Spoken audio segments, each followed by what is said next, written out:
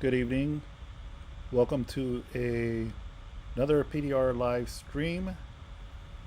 Please like the live stream and subscribe to our channel if you have not done so. So earlier today, a 26-year-old native of Maryland by the name of Luigi Mangione was arrested at a McDonald's in Altoona, Pennsylvania. The police officials in Altoona, Pennsylvania arrested him on suspicion of being the alleged UHC assassin that occurred, who assassinated the United Healthcare CEO Brian Thompson last Wednesday in Midtown Manhattan. The arrest occurred when apparently or reportedly a patron at the McDonald's noticed something peculiar about the individual who was seated at the rear part of the McDonald's by himself with a laptop and wearing a mask. The person then allegedly alerted a staff member of the McDonald's, who then proceeded to call law enforcement. Law enforcement subsequently made the arrest. The media, of course, has reported that the individual who was detained earlier this morning had with him in his possession a 2.5-page manifesto, which allegedly had writings in it that were anti-corporate and attacked the healthcare industry. The person who was arrested also had with him a weapon in his possession. He also had a fake ID which he presented. So this here is a picture of him being taken in to custody earlier today. So that's.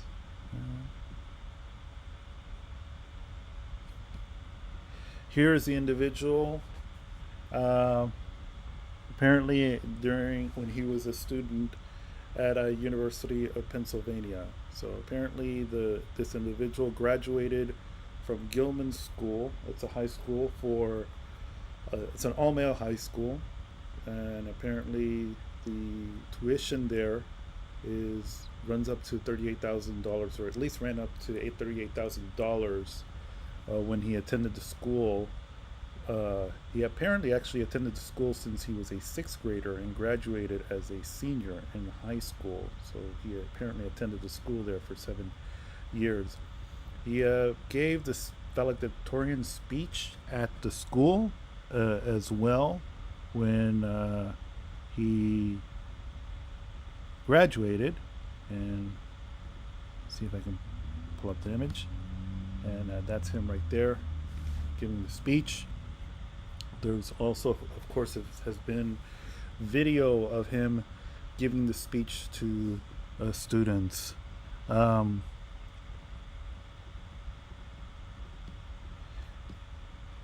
gentleman also comes from a wealthy family in Maryland, and apparently a cousin of his is a member of the Republican Party.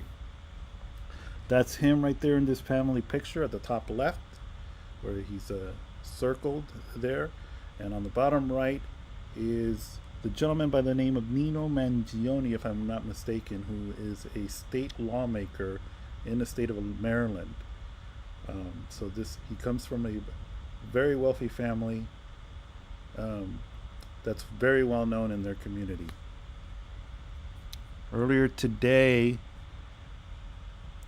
Luigi Mangione's Twitter account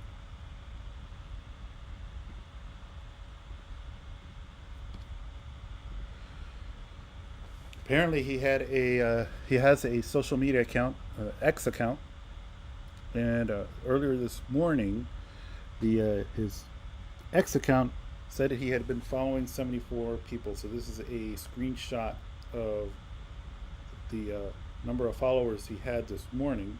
So apparently he had probably a very small account. He didn't have a big reach or engagement. By the time this screenshot was taken, he had accumulated more than 70,000 followers. Later that day, that number has actually just recently increased to 240,000 followers. So there's a lot of public fascination about surrounding this young man. Many people are hailing him as a hero.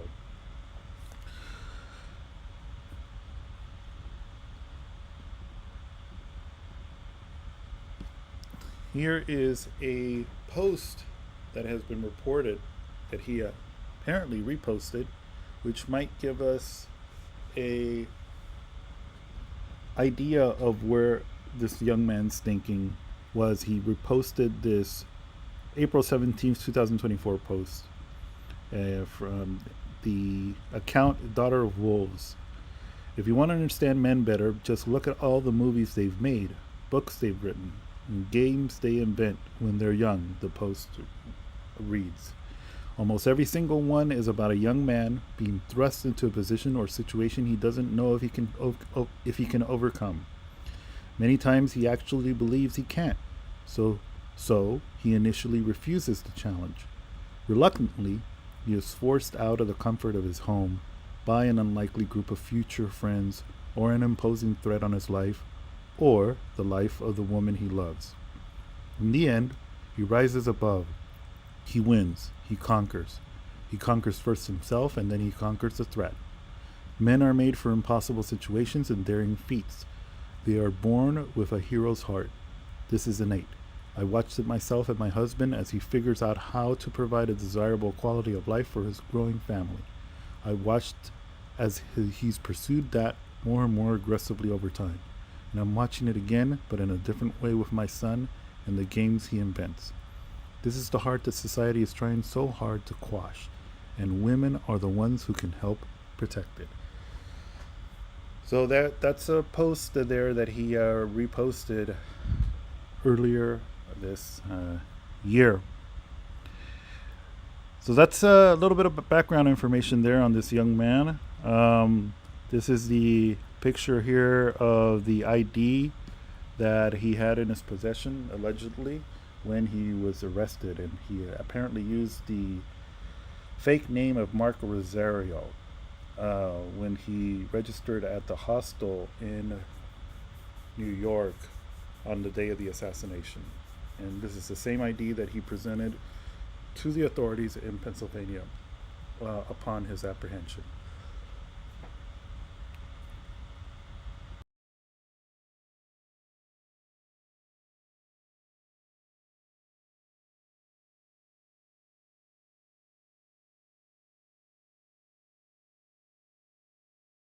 So that is a very quick review of the facts of this case.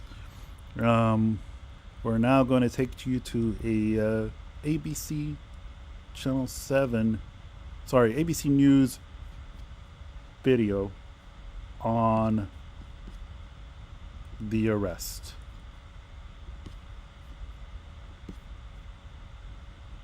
The breaking murder of that CEO in New York City. Police say the breaking news in the murder of that CEO in New York City. Police say a person of interest is now in custody.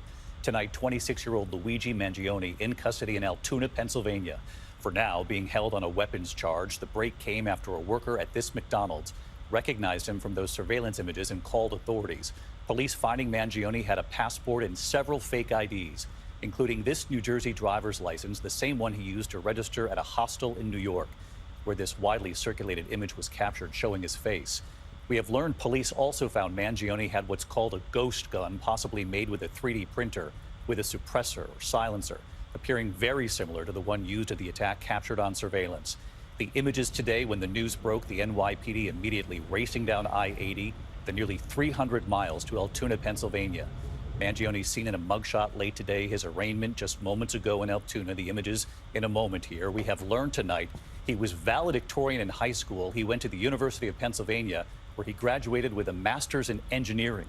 ABC senior investigative correspondent Aaron Katersky leading us off. He's on the scene in Altoona tonight. Tonight, nearly a week after the CEO of United Healthcare was gunned down outside a New York City hotel, 26-year-old Luigi Mangione has been taken into custody in Altoona, Pennsylvania, where he was recognized at a McDonald's from surveillance images. He is believed to be our person of interest in the brazen targeted murder of Brian Thompson, CEO of United Healthcare, last Wednesday in Midtown Manhattan. The NYPD seen racing along I-80 to Altoona, nearly 300 miles away after a break in the case just after 9 a.m. A worker at this McDonald's spotted a customer who was eating and acting suspiciously and dialed 911. A McDonald's employee did something we ask every American to do. If you see something, say something, but most importantly, do something. And they did. Altoona police taking Mangione into custody on gun charges. Police say he had this ghost gun that may have been made with a 3D printer, similar to the weapon used to kill Thompson, along with a suppressor or silencer. They also found 3 handwritten pages that police sources tell ABC News express anger at the insurance industry and could speak to his motivation and mindset. It does seem that he has some ill will toward corporate America. Officials say Mangione had clothing and a mask consistent with the suspects, a passport, and multiple fake IDs, including this fake New Jersey license used to check into that hostel in New York City. We know he has ties to San Francisco, California, and his last known address was Honolulu, Hawaii. He has no prior arrest history in New York. Mangione had a master's in engineering from the University of Pennsylvania.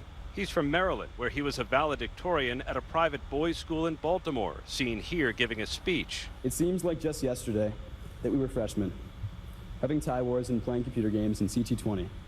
But now we're moving on. About a year ago, Mangione posted a review of the infamous manifesto by Unabomber Ted Kaczynski, saying he was a violent individual rightfully imprisoned who maimed innocent people, but describing him as an extreme political revolutionary. In this grainy surveillance video obtained by ABC News, Brian Thompson's killer is seen moments before the murder, waiting for the United Healthcare executive. When the gunman spots his target, he runs across the street and opens fire, leaving Thompson to die on the sidewalk. Our NYPD investigators combed through thousands of hours of video, followed up on hundreds of tips, and processed every bit of forensic evidence. Police stitched together a timeline of the suspect's movements from the moment he arrived in New York 10 days before the shooting. He kept a mask over his face at all times, except for this one unguarded moment when he checked into that hostel. Surveillance cameras catching the suspect near the Hilton, at a Starbucks, escaping on a bicycle, and finally getting into a taxi for a ride to the bus station where he vanished. At the shooting scene, police found bullets with the words deny, defend, and deposed, a possible reference to grievances with the insurance industry. Yes, he was the CEO of a health insurance company. In America, we do not kill people in cold blood to resolve policy differences or express a viewpoint. Thompson's murder has ignited online anger against the industry, and over the weekend, the company putting up fencing around its headquarters. Tonight, United Healthcare says in a statement, our hope is that today's apprehension brings some relief to Brian's family, friends, colleagues, and the many others affected by this unspeakable tragedy. Mangione appeared in court just moments ago, David, on the local gun charges. Investigators from the NYPD and from the Manhattan District Attorney's Office are here in Altoona. They're just starting to go through some of the evidence collected here and through the suspect's social media, where they see an X-ray of a spine and posts indicating he read books about back injuries. David? Aaron Katersky leading us off tonight here. Aaron, thank you. Guys, do something special for your wife this year with a gift that she'll... So apparently that X-ray is that they reference there would be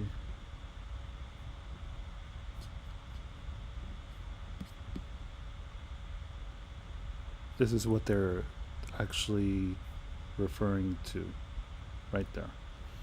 So that's the X-ray that they were talking about, and it's believed that it's his X-ray. So we don't know the motive here. We still don't know. We're not aware if this kid is really a left winger or a right winger. It's not really clear at all. They did mention, make reference to his the books that he read on, or that he reviewed on Google, and that he read a book on Ted Kaczynski. But that's not the only books that he read. I looked at the list of books that he looked at, and they're a very diverse set of books. Most of the books that he read were really on science, some math, I believe.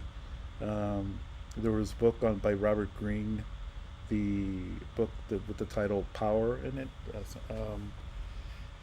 Ayn Rand's book, Atlas Shrugged. It was one of the books that he read. He also read Mein Kampf, Adolf Hitler's autobiography. What else was on there? The Bob Woodward book on Donald Trump. So there's no really clear indication. There's no list of really left-wing radical books there on that list, and neither is there really far right-wing books. It's just not clear, at least to me, to my satisfaction, that really this had anything to do with ideology. It just does not seem that is the case at all. And just look at some of if you just look at his X account, and he hadn't tweeted for several months. By the way, the last repost was June 10th there, and June 5th he reposted Peter Thiel's. This is